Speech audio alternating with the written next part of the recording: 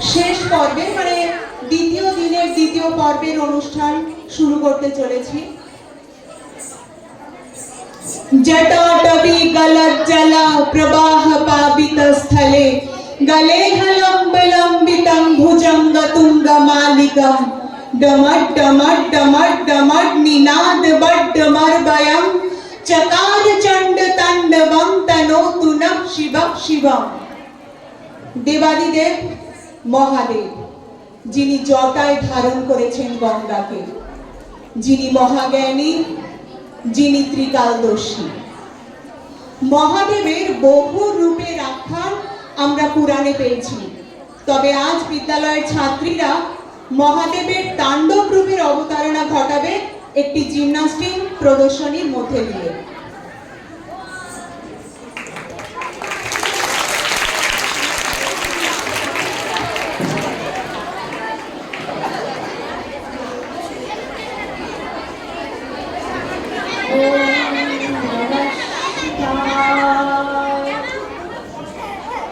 সৃষ্টির আদিতে মহাশূন্য এক শব্দ তরঙ্গ, তার থেকেই তৈরি হলো আমাদের শব্দ ওম। ওঙ্কারং বিন্দু সংযুক্তং নিত্যং ধ্যায়তি যোগিনং কামদাং মোক্ষং দর্শয়ব ওঙ্কারায় নমো নমঃ। অভুমসিমণি সম শেষ গুণম গুণহীন মহিষ গাবলাভরণম রণনির্চিত দুর্জয় দৈত্যপুরাং প্রণমামি শিবং শিবকাল্পতরুং। আমাদের এই যে ওম নমঃ শিবায়, আমি এই শব্দগুলোর বর্ণমালার কিছু ব্যাখ্যা আপনাদের কাছে রাখছি। প্রথম শব্দ হলো শিব, বানান তালবস্বর শিব ব। এই তালবস্বর অর্থ হলো নিত্য সুখ ও আনন্দ। হর্ষিকার তার শব্দ হলো পুরুষ। ব ব শব্দের অর্থ হলো অমৃত শক্তি। এবার আসি নমঃ শিবায়। ন ন শব্দের অর্থ হলো মাটি। ম ম শব্দের অর্থ হলো জল। শিব শব্দের অর্থ হলো প্রতিরূপ। বা মানে হলো বাতাস। অ সব কিছুর প্রতিনিধিত্ব করেন যিনি, তিনি আদি শক্তি, পরম শক্তি শিব। তার আদি নেই, অক্ষর নেই, তিনি আদি এবং অনন্ত। বিশ্ব ব্রহ্মাণ্ড যার পদতলে, তিনি হলেন আমাদের দেবাদিদেব মহাদেব। আজ আমরা বিদ্যালয়ের ছাত্রছাত্রীদের মাধ্যমে আপনাদের সামনে আমাদের শিবপুরাণের কিছু কিছু ঘটনা বলি, তাদের রূপকথা রূপকের মাধ্যমে আপনাদের সামনে তুলে ধরছে।